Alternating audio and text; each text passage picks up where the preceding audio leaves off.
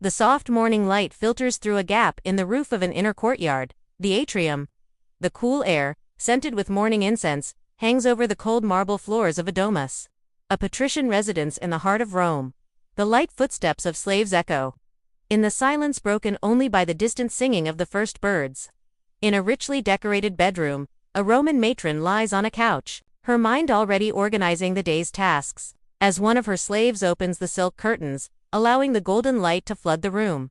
But a few blocks away, the reality is different.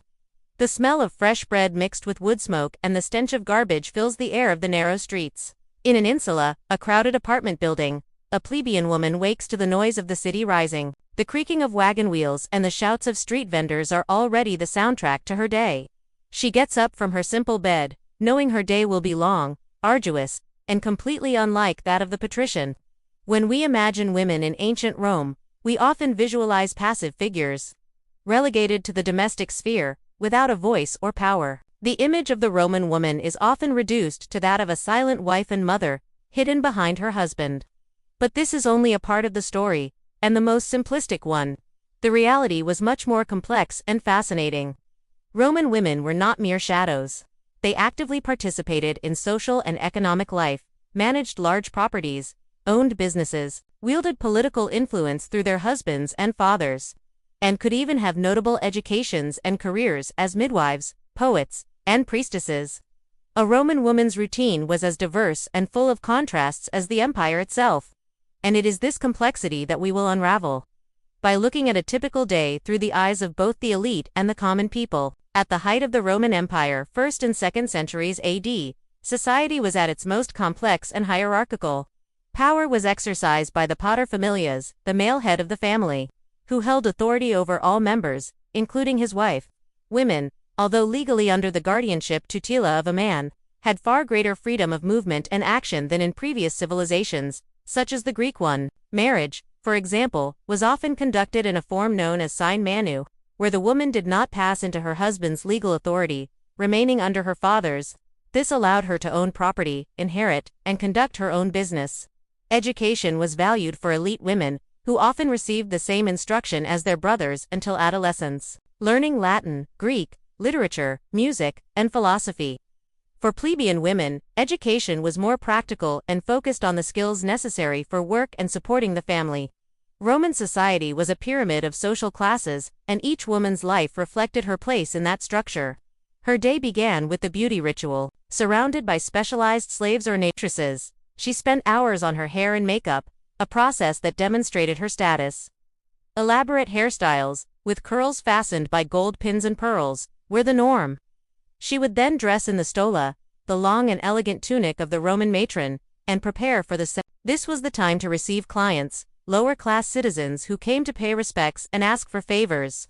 Although the focus was on her husband, the matron actively participated, demonstrating her social power and influence. After the visits, she dedicated herself to managing the household, which was a complex enterprise. She oversaw the vast team of slaves, planned the menu, and prepared for the evening meal. The plebeian woman's routine was one of hard work and physical exertion. She would wake up with her family, prepare a simple breakfast of bread with olives or cheese, and begin the essential domestic chores. Fetching water from public wells was a daily and social activity. Spinning and weaving wool was a constant and symbolic activity for all classes. But for the plebeian, it was also a crucial source of income. She would spend hours spinning and weaving to ensure her family had clothes and perhaps to sell the surplus. Many plebeian women, however, already left the house to work in potteries, bakeries, or markets, where they helped manage stalls of fruits, vegetables, or fabrics. The afternoon was a time for leisure and socializing for the patrician. She might visit friends' houses to chat, gossip, or discuss literature. One of the most popular activities was visiting the public baths.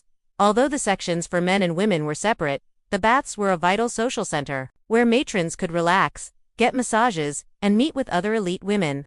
In some cases, the more educated women dedicated themselves to reading scrolls and even writing poetry, showcasing their intellect and refined education. The afternoon of the plebeian woman continued at the pace of work. If she was at home, she would take care of the children, prepare lunch, and continue spinning. If she was working, she would spend the entire afternoon in the markets or workshops, exposed to the sun and dust. Life was a struggle for survival, and every coin earned was vital. Plebeian women could also work as laundresses, midwives, or tavern owners, holding a profession that gave them a certain economic independence, despite the hardships. The highlight of the patricians' social day was a formal meal served in a triclinium, the Roman dining room. Elite women, unlike Greek women, actively participated in banquets, reclining next to their husbands on couches. They conversed, drank diluted wine, and interacted with guests, demonstrating their eloquence and knowledge. It was a time of visibility and influence, where they could discuss business, politics, and culture, reinforcing their social status. The night for the plebeian was simple and family-focused. The dinner was a humble meal, shared with her husband and children.